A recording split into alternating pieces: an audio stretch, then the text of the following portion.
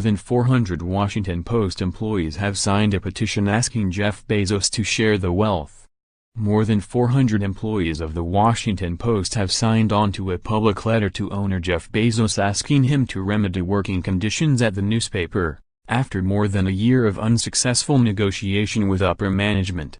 All we are asking for is fairness for each and every employee who contributed to this company's success, fair wages, fair benefits for retirement, family leave and health care, and a fair amount of job security, the petition read.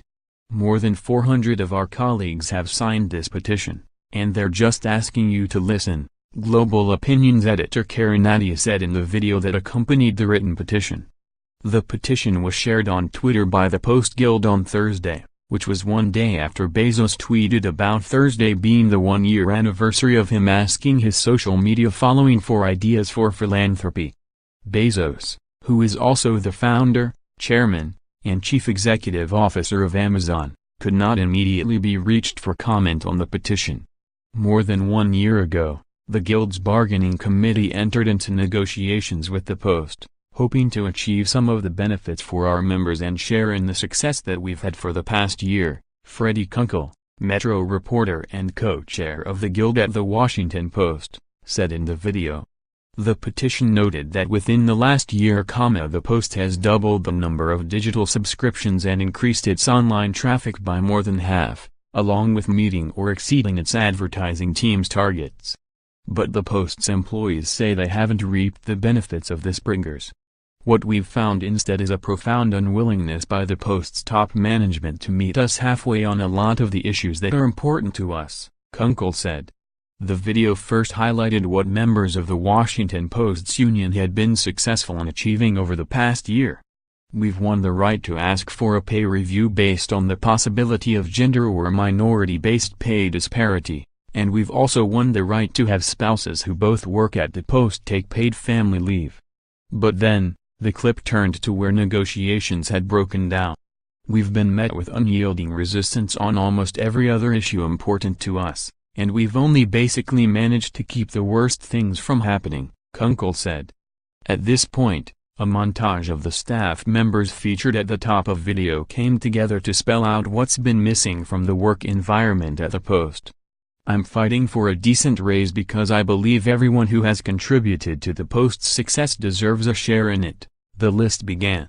I'm fighting for equal pay, because regardless of gender or skin color, we all deserve to be paid the same for equal work. I'm fighting for better retirement benefits and a better 401k match, because while I love working at the Washington Post, I would, one day, like to be able to retire from it.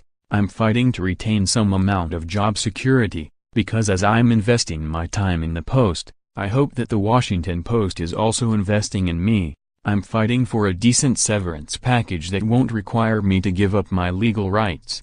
To round out the pleas for better working conditions, Atia said, "Our stories aren't unique, Mr. Bezos." The text of the petition backed up what the people appearing in the video said, highlighting specific occurrences at the Post that prompted the requests the staff were making on camera. Offering $10 a week in pay increases, or about 0.6% of the median salary and less than half the current rate of inflation, is unfair and even shocking from someone who believes democracy dies in darkness, the petition read. Refusing to improve retirement benefits is unfair, particularly since you froze the traditional pension. The current retirement plans, including a 1% match on our 401k, suggest that you place little value in your employees' future financial security. The petition also called out an environment that might facilitate ageism and racism. Pushing for the right to indiscriminately lay off anyone is unfair, and a recipe for future discrimination against older employees and minorities, it read. The petition also cited activity related to those who have already lost their jobs and been laid off as problematic. Further cutting severance for people who face layoffs or whose job has been outsourced is unfair, particularly since management has already won the right to drastically cut severance for people who are let go for cause, the petition read.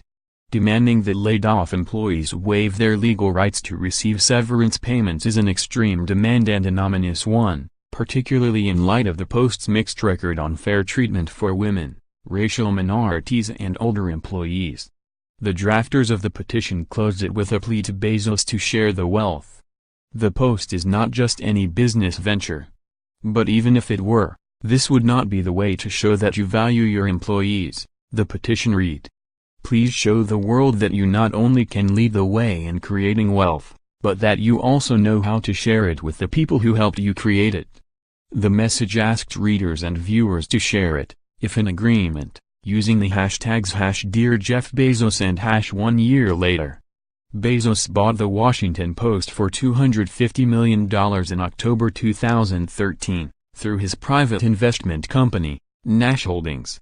Melissa A. Abel, account executive Ken Abrams, desktop publisher Joel Achenbach, staff writer Teresa Udgbazin, accounting specialist Victor Aguilar, senior designer Nadine Ajaka, senior video producer Monica Actor, weekend video editor Chris Alcantara, graphics reporter John Alcantara, Snapchat designer Jason Aldag, video editor Carmen Alianza Javier, account executive Scott Allen, staff writer Keith L. Alexander, staff writer Kevin Alston, circulation driver Kurt Anderson, assignment editor Emily Anderson, custom content writer Nick Anderson, staff writer Sax Andrea, staff writer Travis M. Andrews, staff writer Sophia Angel Manali, topic editor Karen Adia, editor Global Opinions Ryan Basic, multiplatform editor Moriah Balinit, staff writer Sandro Valentini, administrative assistant Jennifer Barrios,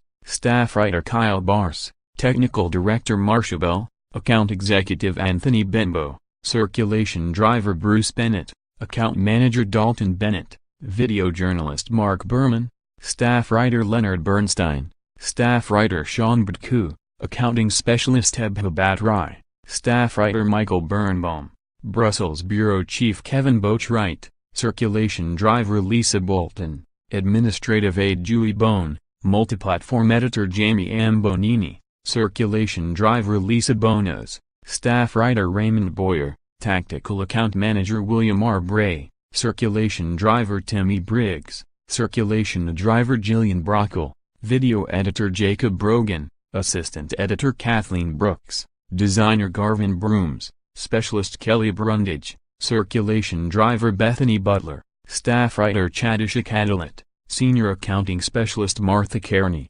account manager Tim Carmen,